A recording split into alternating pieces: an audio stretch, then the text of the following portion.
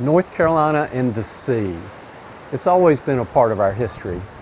Explorers, sailors, and yes, even pirates.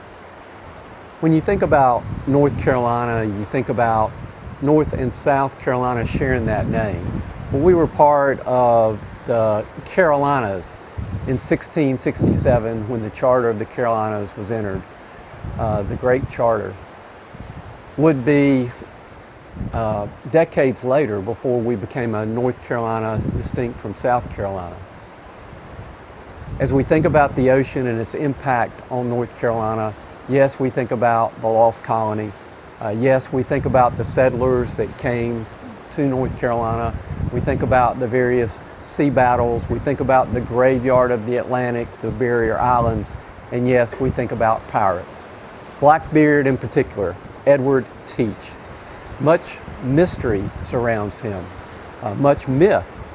Certainly he's been the subject of lots of movies and TV shows. Did he really put fuses in his beard that would be on fire when he went into battle? Did he treat his prisoners with respect, or was he cruel and brutal?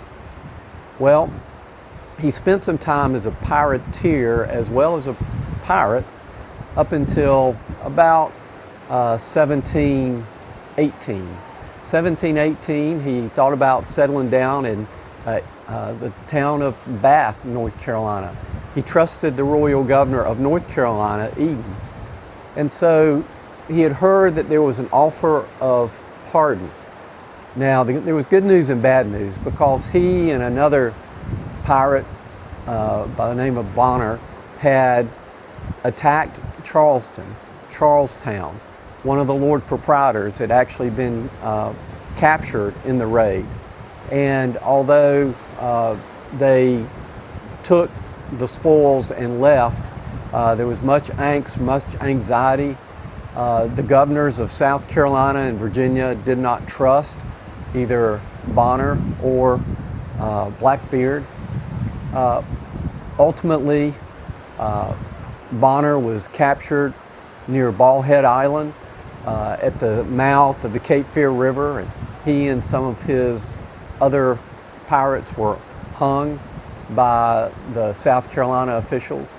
Blackbeard heard that the folks from Virginia were going to come for him as well. So he and his men were at a place where they felt like they could escape, but in typical pirate fashion, they held a big party. They didn't put out any type of lookouts. The British sailed into the area around Ocracoke Island. There seemed to be no way out. Blackbeard decided he would go down fighting.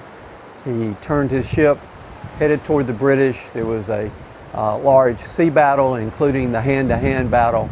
Ultimately, Blackbeard was killed, but the legend was born. One of just the scores of stories along our North Carolina coastline that has such a rich history, and yes, rich legends as well.